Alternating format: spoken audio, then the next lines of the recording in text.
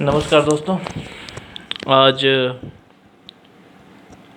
मैं सोच भी नहीं सकता था कि मेरी दूसरी वीडियो इतनी ज़्यादा पॉपुलर होगी और इतना अच्छा आपका रिस्पांस आ रहा है। उसके लिए आप सभी का बहुत बहुत धन्यवाद। और बहुत तरह के सुझाव बार बार आ रहे हैं और बहुत सारी चीज़ों को बार बार सुधारा जा रहा है। आपके सजेशन और बाकी चीज़ों के लिए आपका तहे दिल से शुक्रिया। तो हम लोग जो है अब आगे की चीज़ों को ध्यान में रखते हुए उस टॉपिक को आगे बढ़ाते हैं। हम लोगों ने देखा था कि स्ट्रेस क्या होता है, स्ट्रेस पे हम लोग बात कर रहे थे। स्ट्रेस कितने प्रकार के होते हैं उस पे हम लोगों ने चर्चा की थी। स्ट्रेस पे इसमें अब हम लोग चर्चा करेंगे। पहले हम लोगों ने स्ट्रेस पे चर्चा की थी पर्यावरणीय तनाव यानी कि एनवायरमेंटल स्ट्रेस। आज का हमारा टॉपिक होने वाला है सामाजिक तनाव। जैसा कि मैंने पिछले वीडियो में भी दोहराया था कि सामाजिक तनाव जो है वो उसमें हम लोग आज चर्चा कर सकते हैं कि कैसे लव अफेयर्स के बारे में क्या क्या कठिनाइयाँ होती हैं, या विवाह विच्छेद, कैसे क्या क्या पति पत्नी के बीच में क्या दिक्कत होता है। ये सारी की सारी बातें हम लोग आज डिस्कस करेंगे। सामाजिक तनाव यानी सोशल स्ट्रेस कैसे पैदा होता है और क्या होता है उस पर ज़्यादा ध्यान देंगे। सामाजिक तनाव से तात्पर्य वैसे तनाव से होता है जो एक दूसरे के साथ अंतःक्रिया के फलस्वरूप उत्पन्न होते हैं। मतलब ये एक व्यक्ति से दूसरे व्यक्ति के साथ जो हम लोगों का संबंध होता है उसके द्वारा ये तनाव उत्पन्न होते हैं। जैसे हमारे बच्चों और माता पिता के बीच का संबंध, पति पत्नी का संबंध, भाई बहन का संबंध, दोस्तों का संबंध, समाज में या फिर गर्लफ्रेंड बॉयफ्रेंड का संबंध, बहुत सारी चीज़ें हैं। समाज में ऐसे बहुत सारे उदाहरण हैं और बहुत सारे ऐसे संबंध हैं जिसका कि परस्पर हम एक दूसरे से जुड़े होते हैं। अब जैसे परिवार में किसी सदस्य की मृत्यु या बीमारी, इससे भी हम लोग को तनाव होता है, समाज का हिस्सा। दूसरा होता है विवाह विच्छेद, अलगाव, तनावपूर्ण संबंध, पड़ोसियों से अनबन। ये सामाजिक तनाव के उदाहरण हैं। ये सारे के सारे चीज़ें तनाव उत्पन्न करते हैं।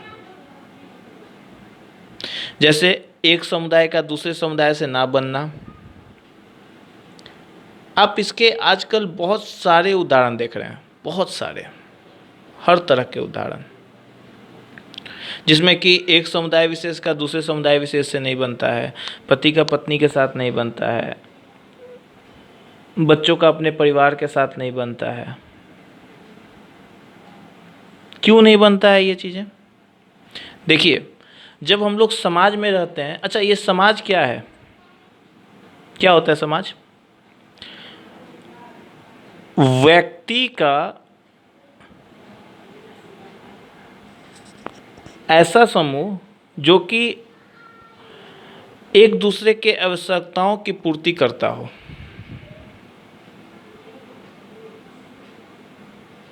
मतलब जब एक व्यक्ति समूह में साथ रह करके एक दूसरे के आवश्यकताओं की पूर्ति करते हैं या परस्पर निर्भर होते हैं, तब उसे समाज की संज्ञा दी जाती है।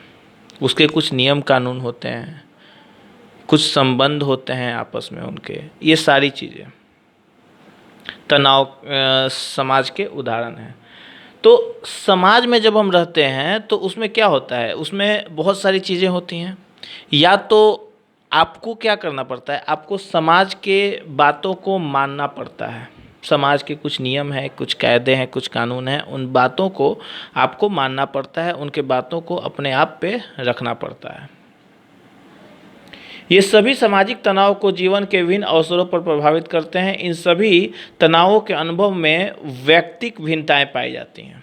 मतलब ये जो तनाव होते हैं उसमें आपको व्यक्तिगत भिन्नता, सबका अलग अलग स्ट्रेस लेवल होता है। ऐसा नहीं है कि मेरा स्ट्रेस लेवल अलग है, मेरा स्ट्रेस लेवल भी वही होगा जो आपका होगा, ऐसा नहीं है। सबका अपना अपना, आप कैसे उस तनाव को हैंडल कर रहे हैं उस पे आपका प्रभाव, या उस तनाव आपका किस तरह से आप पे असर डाल रहा है उस पे निर्भर करता है। तनाव उत्पन्न क्यों होता है आपको समाज से? क्योंकि समाज के कुछ नियम कानून होते हैं, उस नियम कानून को या तो आपको अच्छा नहीं लगता है, या तो आपको तनाव उत्पन्न हो सकता है कि क्यों ये तनाव, क्यों समाज में ये नियम कानून बने हैं, ये क्यों ये नहीं होना चाहिए, इसके लिए आपको तनाव होता है। दूसरी चीज़ें हैं कि आप जो बात कहना चाहते हैं या सुनना या अपनी बातों को रखना चाहते हैं, जब उस तथ्य को या उन चीज़ों को जब समाज एक्सेप्ट नहीं करता है, यानी स्वीकार नहीं करता है, तब भी आपको तनाव उत्पन्न हो सकता है, तब भी आपको तनाव होता है।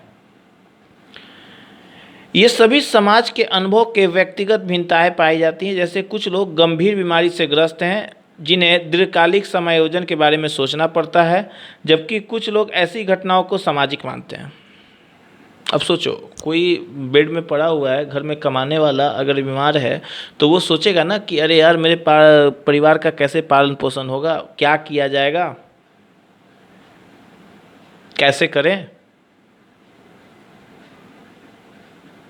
ये सारी चीज़ें आपको, अब उसके लिए आपको समाज में बहुत सारी चीज़ें हैं, रीति रिवाज है, उसको कैसे पूरा करेंगे, कैसे समाज में रहेंगे, इसके लिए आपको तनाव उत्पन्न होता है। अब ऐसे व्यक्तियों के लिए तनाव एक विशेष कालखंड के घटित होने वाली घटना होती है। मतलब कुछ लोग ऐसे होते हैं जो कि ये कहते हैं कि ये तो नॉर्मल है, मतलब कि समाज जो वो समय के साथ सब कुछ बदल जाएगा, और होता भी यही है, बहुत सारी चीज़ें बदलती भी हैं। कुछ तनाव ऐसे होते हैं जो रोज़मर्रा की परेशानियों को पौ हैं। इन परेशानियों को तनाव के रूप में केवल वे लोग ही अनुभव करते हैं जिनके साथ ऐसी घटनाएं होती हैं। सही बात है भाई। कुछ तनाव ऐसे होते हैं जैसे कि सिर्फ और सिर्फ वही लोग अनुभव करते हैं जिसमें कि जिनके साथ ये घटित होता है समाज में। जैसे पति पत्नी का मनमुटाव हुआ, तो इसमें सिर्फ और सिर्फ पति और पत्नी ही समझ सकते हैं, हम और आप दूसरे लोग इन बातों को नहीं समझ सकते हैं। अब भाई भाई के बीच का झगड़ा, अब भाई भाई के बीच में क्या झगड़ा हो रहा है, क्या नहीं हो रहा है, किस बात के लिए दोनों में अनबन है, वो एक भाई दूसरे भाई से समझ सकता है, और ये तनाव है, आपको स्ट्रेस उत्पन्न करता है। पड़ोसियों से किचकिच, पड़ोसी से किचकिच हुआ, ये सब क्या है? सब कोई, सब समाज तो आपके बारे में नहीं समझेगा क्यों किचकिच हो रहा है, क्या नहीं हो रहा है। आप अच्छी तरह समझ सकते हो कि क्यों ऐसी घटनाएं आपके साथ हो रही हैं, ठीक है। आप परिवार के साथ आपका अनबन हो गया, क्यों नहीं परिवार, देखिए मैंने सही पहले ही बात बोला कि दो बातों से आपको स्ट्रेस समाज में हो सकता है, या तो समाज की बातों को आपको मानने में कठिनाई हो, या आपकी बातें समाज को नहीं समझ में आती हो, तो ठीक है। इसके लिए मेरे तरफ से, मेरे हिसाब से यही होना चाहिए कि आपको जो समाज कह रहा है वो क्यों नियम कानून है, ऐसा क्यों है, उसको समझना पड़ेगा पहले, ये क्यों बना है, ये बातें आपको समझनी पड़ेगी। उस हिसाब से तब फिर आप समाज को अपनी बातों को समझा सकते हैं। यानी कि आपको, जब आप कोई भी चीज़ को समझ जाते हैं, जैसे कि आप मोटरसाइकिल चलाना सीखते हैं, उसके बाद आपको पता चल जाता है कि अरे यार ये ऐसा भीड़ है तो इतना चलाना है, और ऐसा भीड़ है तो इतना, मतलब कि ज़्यादा भीड़ है तो थोड़ा स्लो चलाएंगे, और ज़्यादा कम भीड़ है तो उसको तेज़ी से निकाल सकते हैं।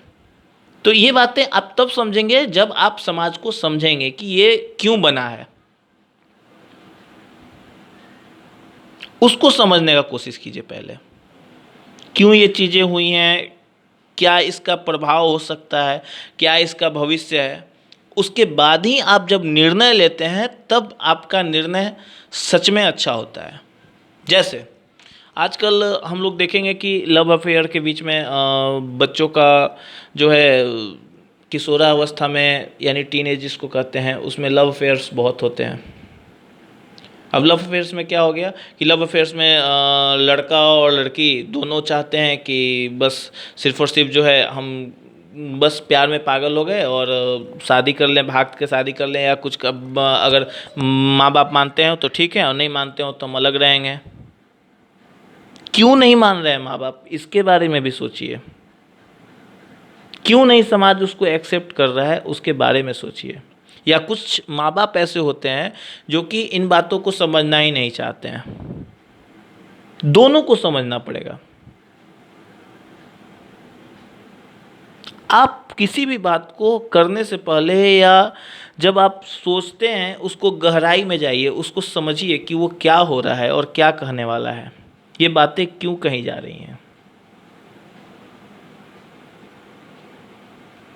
कोई क्यों आपको इन सबों से रोक रहा है, चाहे माँ बाप हों या बच्चे हों, दोनों को ये समझना पड़ेगा कि आपकी एज क्या है, आपके भविष्य क्या है, आपका भविष्य आगे क्या हो सकता है।